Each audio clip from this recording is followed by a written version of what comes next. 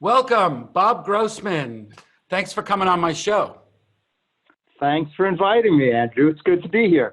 It's good to have you here. So let me introduce Bob Grossman to my audience.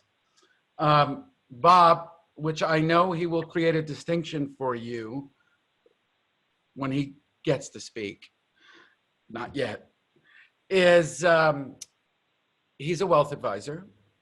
Financial advisor is a little different. He will create that distinction for you. But for the purposes of this introduction, he's a wealth advisor. And it's somebody who I've recently gotten the chance to get to know. He's from the Northeast, like me. So we immediately connected. And he's been doing this for a while. And it's something he is extremely passionate about. The second you meet him, he has it on his brain. It's right there. You can't even, it's like, it's right there. It's who he is. It's what he's all about. It's what he gives a shit about. And everybody knows this show is exactly, that's what it's about. I am drawn to people with gas. I am drawn to people who give a shit. And it's the one quality you can't teach anybody. You can't go get a degree in it. You can't take a course on it. You can't get trained in it. You can't read a book on it. Everybody has a natural level baked in them. And this show is about exposing that elusive and esoteric quality that people have and to share that with the world. So, Bob, welcome to my show. I have a question for you. What drives you? And be as real as you can. Is what drives you making money as much as helping people? What is it that really drives you with this and what you do in helping so many people? Well, I'll tell you, Andrew, that's a great question. What drives me is wanting to help people who can do better, do better. I'm a career changer. I spent 25 years in the publishing and advertising business. I loved it. I had a great time doing it. But the fact of the matter is I didn't really think it was impacting people's lives that much. And I had this real burn in me to impact people's lives. I was in the publishing business and I worked for several different companies. And I noticed around October, when everybody was choosing the benefits that they had to select for the following years, whether it was 401ks or insurances, that nobody had a clue what they should do, what they wanted to do. And I'd see these looks of puzzlement. The 401k company would come in and give their speech. People would leave the room not knowing any more than they did when they got in. And because I was a finance and economics major in college, I kind of always had that burning beneath me when I was in the publishing business. I really still liked helping people with money. And I started doing that with people in the publishing business, just saying, hey, if you need any advice, I know about this stuff. I'll be glad to help. And people started coming to me and asking me, well, what insurance do I need? Or what investments do I need? How much money should I be saving? They had no clue. Do you know what that reminds me of? You know what, I'm sorry to interject, but you know what that reminds me of? Did you ever see the movie The Shawshank Redemption? Yes, I did. Where he starts advising all these people on their finances. A guy in a state penitentiary, right? I'm not saying you were in a state penitentiary, but you're. At times it may have felt that way. No, but yeah, I mean, look, people needed the help, and I saw it, and people started telling me, hey, you have a real passion for this stuff, don't you? And I'm like, yeah, I do. I kind of like this. I have two passions. I like the creative side of publishing and advertising, but I like helping people with money. And as I got older, I really wanted to be in more of a give a shit position. I didn't want to sell advertising anymore. I wanted to do something to help people. And I saw that this was really helping people, and they really appreciated the assistance that I was able to give them. So that was kind of a life changer for me. I went from somebody who was in a career to make money, and I did pretty well at it, to a career that was about helping people and watching people's faces when they had to talk about money and the pain and the anxiety that it brought them. And I said, hey, I'm going to make a career out of this. And about 6 years ago, I met someone in a financial planning firm. I learned about their business, and I'm like, that's what I want to do. I want to help people. So you're helping people. You've been doing it for 6 years. You also picked up your life, not by changing your career, but by moving from the East Coast to the desert in Phoenix, Arizona. Has there been anything different in your physical move with respect to the work that you're doing and how you're helping people? Have you noticed that if people are different or they have different needs, or is this just purely just a universal thing, no matter where you are, no matter who you are? What is your experience? It's pretty universal. Look, people seem to have a lot of similarities when it comes to talking about money. Some are uncomfortable with it. You know, a lot of what we talk about together is building that trust level so that they're willing to talk to you about personal circumstances. Everyone's got things in their past, whether it's bad financial mistakes that they've made or bad things that they've done in their lives, things that they regret. And, you know, it's people are people, no matter where you are. And money can be a very sensitive subject. And that doesn't matter if, you know, you're in the mountains of Nepal or you're in New York City or you're in the desert. So I think for most of us, it's universal. How do we utilize the money that we earn? How do we prepare for tomorrow? How do we prepare for 5 years from now? How do we prepare for 20 years from now? How do we prepare for retirement? How do we live our best life with the resources that we have? And the unfortunate thing is we're not taught that in school. No one is, not in New York, not in Arizona. No, I'm so glad you brought that up. So I wasn't taught even by my parents. I wasn't taught in school. And to me, it is a necessary education. Let me share something with you and my audience. So I have a thing where I always say, as parents, we have two jobs. One job is to love our kids and give them time. And too many people screw that up. Of course, we have to provide a safe environment and all that, right? But the other job is to prepare our children for life. But how we do that is how we live our lives. They're seeing how you manage your money or don't. They're seeing how you deal with conflict, how you overcome challenges, and they're going to adopt some of those behaviors. So my parents never shared any of that with me. It was a completely void. So what I decided when I became a parent was I wasn't going to make the same mistake. And it wasn't that my parents weren't amazing. I mean, my parents were a gift to the world, never mind to me. It's just that somehow, I mean, who's perfect? Nobody's perfect, right? My parents were my heroes. So I made sure that once my son started working, that he got an education in what you do. And he got it from a wealth advisor. I said, you're going to, every penny you make, you're going to have a plan. You're going to do something with that money. I don't care how little you make, it's going towards something. And you're going to understand how it's being used and why. And so long story short, and let this be a lesson to everybody in our audience. It's never too early to start with a financial planner. You can start with a little bit of money. You don't need much. But what the most important part I learned, and I'm sorry if I'm doing some of this talking for you, sir, but no, it's all very appropriate. But what I learned is that you have to create habits around money, good habits. We have good habits in our lives and bad. We have good habits around money and bad. Wealth advisors help you create good habits. They don't just manage your money. They help you manage you and how you deal with money. So my son has developed amazing habits around money because I made sure he had a wealth advisor at 19 years old, 18 years old. Yes, I have a dog. Yes, I do this show at home. So, you know, I'm sure everything I just said, you like, yes, gospel, correct? So question for you on that.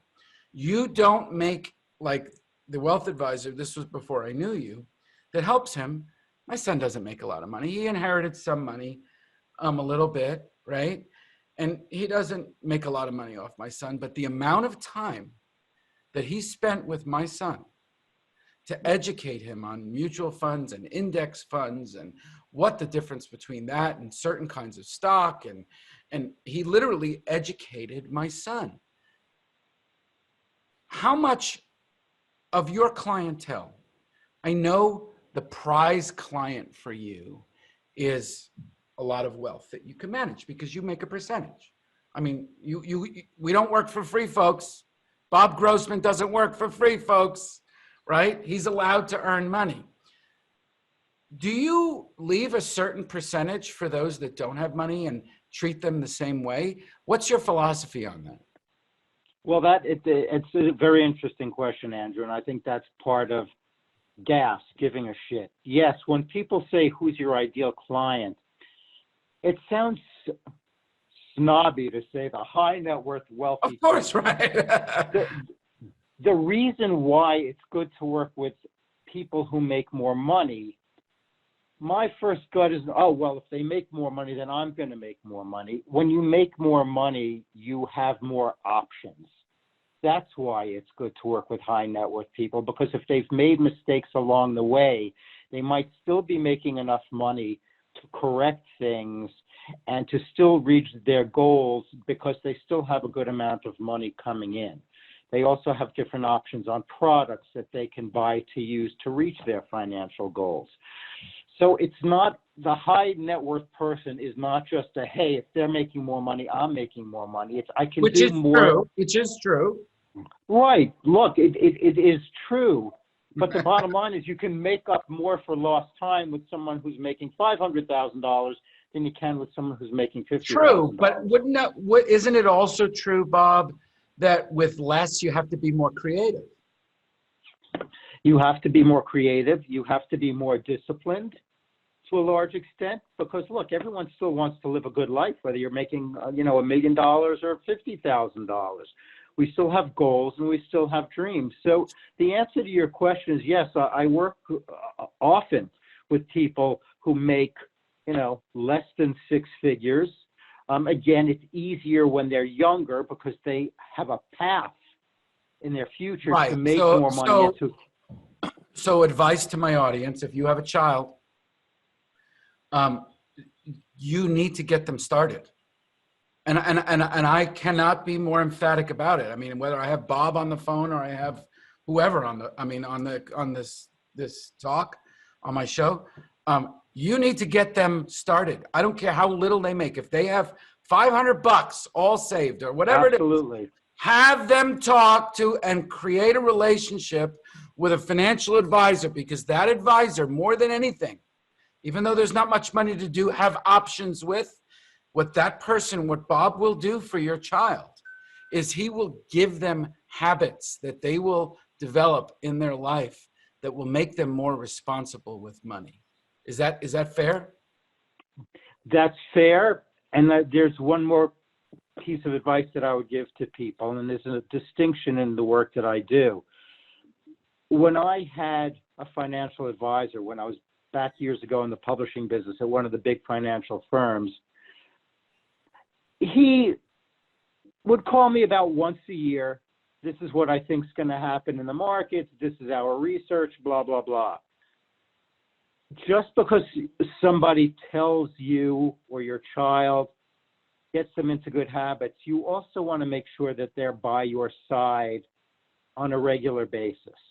Because I can teach someone good habits, but if something happens in their lives that kind of throws them off track, those habits might be hard to continue. For example, if I tell someone you need to save $1,000 a month, that's great until they lose their job and they can no longer save that $1,000 a month. So a lot of financial advice is by the book advice, but real life gets in the way. So you need somebody to help you prepare in the event that the plans that you've made over the years don't necessarily fall into place as you've 100%. foreseen them. 100%. But what gets them there are the habits, right? Get them there, get them into the habits, and have them have someone in their life who they can call for any type of financial decision that they want to make. So what this financial advisor is doing for my son, and what Bob can do for yours, whether you have high net worth or whether they don't, these young people don't, is he's going to invest in your son. And here's what I mean. The amount of time this wealth advisor has put into my son has been, I mean, he's put a lot of time into helping my son. He's probably hasn't made much money, if anything, on my son, but guess what? My son has a whole life to live, and who's going to be his wealth advisor? Him. That's right. Right? So, you know, there are people who are with you for the long haul from the time they're young, and there are people who come for you when the windfall happens, and they're like, look, I don't know what to do with this. I got this money, and I have no business managing it, right? There's all these different scenarios for you. And you have to know how to navigate through all these different scenarios, not just with their money, but emotionally for them. Correct? Absolutely. I mean, we're living through one of those periods right now with this coronavirus where markets are getting beaten up. People have lost a lot of money, and you're reading stories that they're, you know, digging into their retirement funds to pay their day-to-day living expenses now. Maybe they lost their job. You know, there are a lot of people in panic mode right now. And my goal as a planner is let's prepare. There was an old Prudential commercial, I think it was from the 1980s, and the tagline was, you can't predict, you can prepare. And that's how I run my practice. We don't know what tomorrow will bring. So one last question. Sure. Well, second to last question. Most people think because they're in crisis now's not the time to give somebody like you a call because, you know, why I'm in crisis with my money. You know, I don't have money. Why should they call somebody like you now? I can help them try to find the most efficient way to use their resources. They may be looking to borrow money. They may be looking to figure out, okay, if I take money out, where am I going to take it out from? My stock fund, my bond fund, maybe they own an insurance product. You want to be very efficient now because you can't afford to be wasteful. Maybe even their mortgage. There's such a thing called a reverse mortgage. And while I often don't recommend those, you never know what situation people are in financially. Exactly, and you have to know what your tax circumstances are. You have to know if you're paying penalties to withdraw money, you know, again, what the tax circumstances of that money.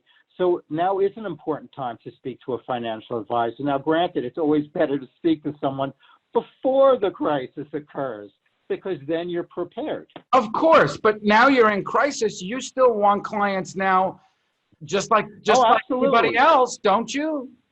Oh, absolutely. There are people now, and I work on both sides of the equation. I deal with investments, and I work on the insurance side. There are a lot of people now, because of this coronavirus, who've meant to buy life insurance or disability insurance years ago. They've avoided it because, you know, insurance is one of those dirty words. It's money spent that you'll get a payoff on if something bad happens to you, which, by the way, isn't necessarily true.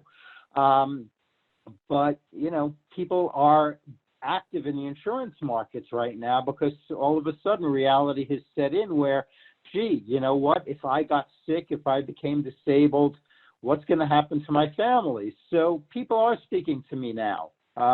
Good. And a lot of us are very busy in that area. So how would people get in contact with you? Well, they can get in touch with me. Would you like me to give contact information? Is that okay? I would. I mean, I just asked you a question. You need to give me an answer. Very good. They can get in touch with me, well, right now, because I'm not at my desk in the office, via my cell phone, which is area code 914-610-0467, or my business email is robert_Grossman@glic.com. They can contact me either way. They don't have to worry about me saying, oh, hello, oh, there's a charge. I don't charge people planning fees. So my advice is free. If people end up working with me, great. If they don't end up working with me, I'm glad to help anyway. So You never know. Robert_Grossman, that's GROSS, Sam, MAN, at GLIC as in, The as in GLIC, coffee, as in coffee, GLIC as in coffee. Notice how I'm saying as in coffee. coffee. .com. So guys, we're living in uncharted territories. The man is not charging you to have a conversation. Have a conversation. I mean, this is somebody who really changed his whole life, his whole career. He was making a lot of money in advertising and publishing, and he gave it all away to do this, to help people. So go get some help. Now's the time. It's okay to ask for help. Now's the time. Robert, I appreciate you. Thank you for making time on my show. Thank you for sharing your story. Thank you for listening to my story. Have a great day. And you heard it here, folks. You need help. There are people willing to help you. Get advice. He'll give you free advice. Why not take it? Robert, Thank you. Bye-bye. Pleasure to be here.